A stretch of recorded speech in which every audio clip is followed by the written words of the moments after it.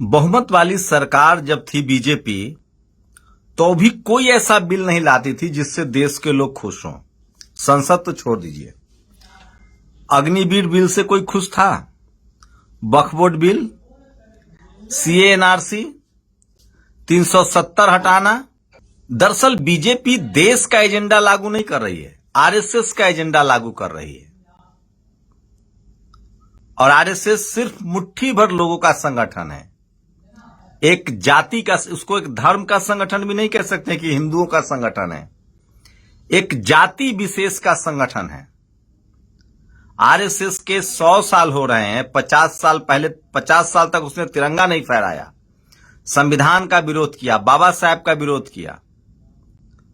और उसमें भी बता रहा हूं आपको, सोचिए, आरक्षण विरोधी। तो ये आरएसएस की सरकार है। मैं आप पूरा लिस्ट बताऊंगा आज कौन कौन आरएसएस के लोग हैं जो इस सरकार को चला रहे हैं।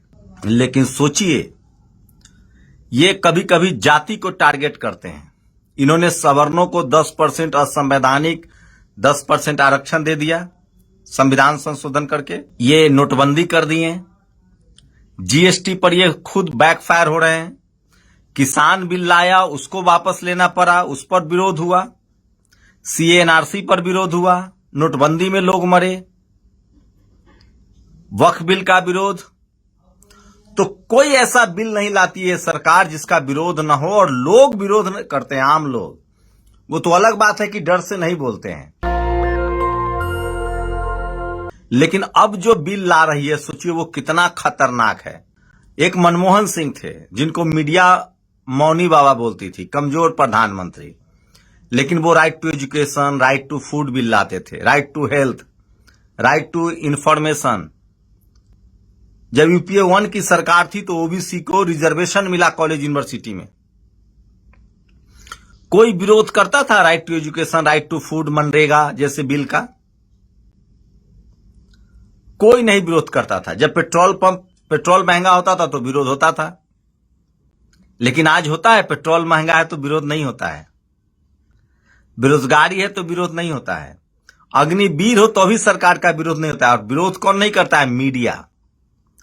पहले 10 पैसे 15 पैसे तेल के दाम बढ़ते थे तो रात भर ब्रेकिंग चलती थी। मैं खुद टीवी का हिस्सा था। तो ये सरकार अलग अलग तरीके से बिल लाती है।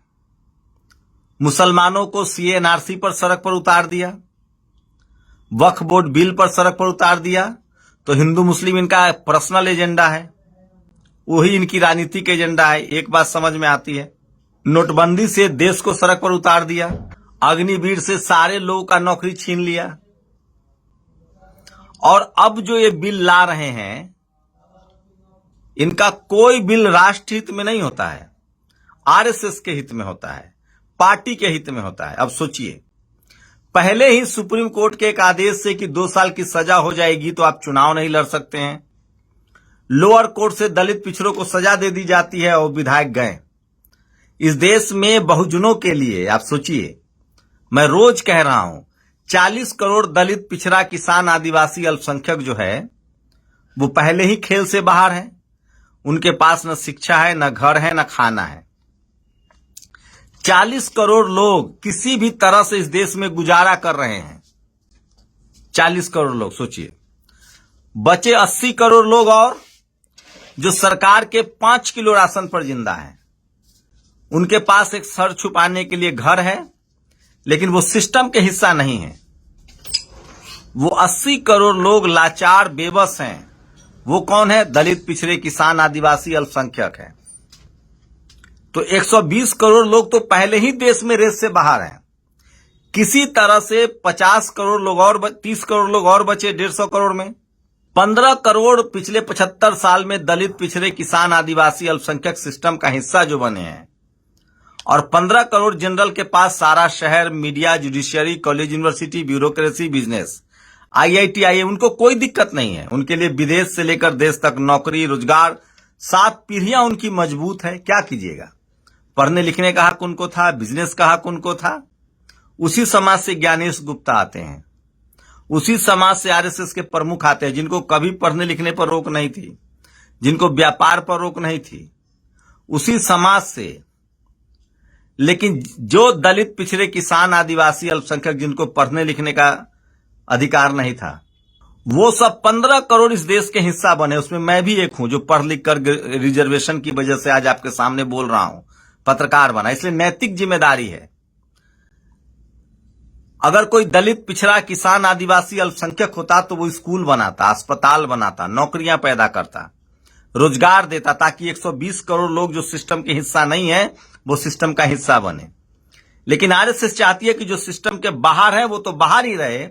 ये जो 15 करोड़ दलित, पिछड़ा, किसान, आदिवासी, अल्पसंख्यक वोट के दम पर एमपी, एमएलए बन रहा है, विधायक बन रहा है, पंचायत सदस्य बन रहा है, इसको कैसे बाहर किया जाए?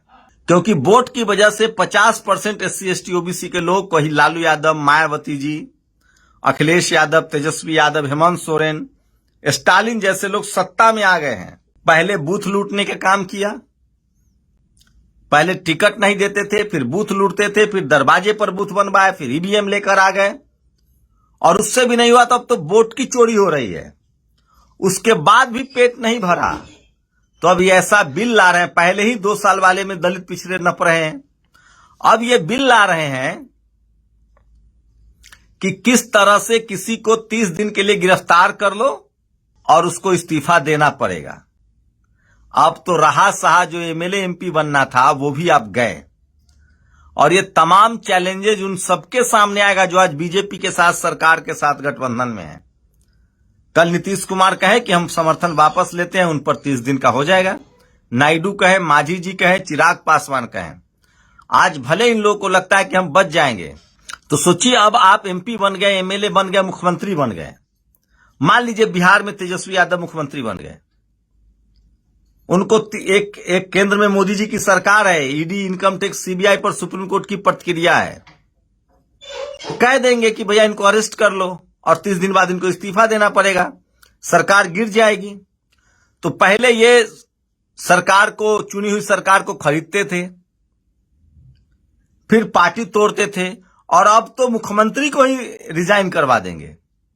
अब सोचिए किस तरह के बिल लाते हैं ये। आप इससे अंदाजा लगा सकते हैं कि ये सरकार किस तरह से काम करती है। एक ऐसा बिल नहीं आता है जिसका जनता समर्थन करे। ये सारे के सारे बिल बीजेपी के फायदे में हैं, आरएसएस के फायदे में। देश की बात नहीं करे तो अच्छा है। इनका एक बिल नहीं आता है जो देश के हित में हो। इनका सारा बिल या तो आरएसएस के हित में हो या इनकी पार्टी के हित में हो, और कहेंगे हम राष्ट्रवादी हैं। ये राष्ट्रवादी नहीं, ये जातिवादी हैं, मनुवादी हैं, और ये संघी हैं। और जो दलित, पिछड़े, किसान, आदिवासी, अल्पसंख्यक इनके साथ खड़े हैं वो बहुत बड़ा गलती कर रहे हैं और अपने नस्लों का गला घोंट रहे हैं। वो भ्रूण हत्या कर रहे हैं इस देश के दलित, पिछड़े, किसान, आदिवासी, अल्पसंख्यक और संविधान का। न्याय कानून क्या कहता है कि किसी को लोअर कोर्ट से सजा हो गई, हाई कोर्ट जाए। आज ही एक अब्बास अंसारी को हाई कोर्ट ने उनकी सजा पर रोक लगा दी, उनका इस्तीफा हो गया। वहां बाई इलेक्शन होना था। राहुल गांधी बाल बाल बच गए, 2 साल की सजा हो गई थी, घर छीना गया था, लोकसभा से इस्तीफा हो गया था, तो उन तो बड़े आदमी थे, सुप्रीम कोर्ट में सुनवाई हुई, रोक लग गई। दलित, पिछड़ा पर रोक लग जाएगा? आप सोचिए इस देश में कितने % लोग हैं जिनको लोअर कोर्ट से सजा हो जाए या पुलिस गिरफ्तार कर ले और 30 दिन में वो नया हो जाएगा। मतलब आप पर आरोप लगा और आप दोषी। और इनका क्या है, ये सारे आरोपियों को अपने पार्टी में मिला लिए और सब धुल गया वॉशिंग मशीन से। तो ये सारे के सारे जो बिल है, आपको लगता है संवैधानिक बिल है, लोकतंत्र के मजबूत के लिए, जनता के मजबूत करने के लिए है। बीजेपी की ये जो सरकार है, प्रधानमंत्री सिर्फ आरएसएस और बीजेपी के लिए काम करते हैं, ये देश के लिए तो काम नहीं करते हैं। इस तरह के बिल हैं। इसका नतीजा है कि कल जो पार्टी इनसे अलग हटना चाहिए, इनके अपने मंत्री अगर कैबिनेट में विद्रोह करेंगे, उन पर एक जांच बैठा दी जाएगी, अरेस्ट कर लिया जाएगा, 30 दिन बाद आप इस्तीफा दीजिए, ऐसे ही गज। और कह रहे हैं कि हम राजनीति में सफाई मतलब शुचिता चाहते हैं। ये बहुत खतरनाक है। सोचिए, खतरनाक इसलिए है कि मान लीजिए कल कोई दलित, पिछड़ा, किसान, आदिवासी, अल्पसंख्यक प्रधानमंत्री हो जाएगा तो वो ये नहीं कर पाएगा। ये ऐसा बिल नहीं लाते हैं कि किसी निर्दोष को जो जेल में फंसाता है उसको सजा होगी अगर कोई बरी हो गया तो। ये ऐसा बिल नहीं लाते कि चुनाव आयोग जो वोट की चोरी करेगा उसको सजा होगी। ये नेताओं के खिलाफ बिल ला रहे हैं ताकि सब चुप रहे। तो आप लोग अपनी प्रतिक्रिया दीजिए कि क्या बीजेपी जो बिल लाती है वो देश के हित में होता है या पार्टी के हित में होता है। बीजेपी जो बिल लाती है उससे जातिवाद बढ़ता है, सांप्रदायिकता बढ़ती है, सीएनआरसी से सांप्रदायिकता बढ़ी। तो क्या ये देश हित में है या ये आरएसएस के हित में बिल लाते हैं, बीजेपी के हित में बिल लाते हैं? ये अब सबसे बड़ी खबर। और मैं आपको बता रहा हूं एक डेटा कि किस तरह से ये सारे के सारे जो खबर है, मैं आपको एक खबर बताऊंगा कि किस तरह से जो सारे आरएसएस के लोग इस देश को चला रहे हैं। और आरएसएस एक संगठन है ये कह रहे हैं। तो किस तरह का संगठन है आरएसएस, वो किसी से छुपा हुआ नहीं है। तो सारे बड़े पदों पर आरएसएस के लोग भरे हुए हैं और वो देश हित की बात वो कहें साफ साफ कि ये बीजेपी के हित में है, ये आरएसएस के हित में बिल है। देश हित में तो ये बिल नहीं है। आप लोग की क्या प्रतिक्रिया, अपनी प्रतिक्रिया जरूर दीजिए। और उम्मीद है कि आप इतनी संख्या में जुड़े, बहुत बहुत शुक्रिया। अगर सोशल मीडिया न होता तो बहुजन पत्रकारिता भी न होती। और अब कोई दलित, पिछड़ा, किसान, आदिवासी, अल्पसंख्यक नेता अब सेफ जोन में नहीं। पहले 2 साल वाला झटका था, अब 30 दिन वाला झटका। जिसको मन होगा वो उसको लटका दिया जाएगा। आप सोचिए, पहले थे कि सजा पर कार्रवाई होती। और सोचिए पहले था इस्तीफा कब होता था, जब रेल दुर्घटना हो गया।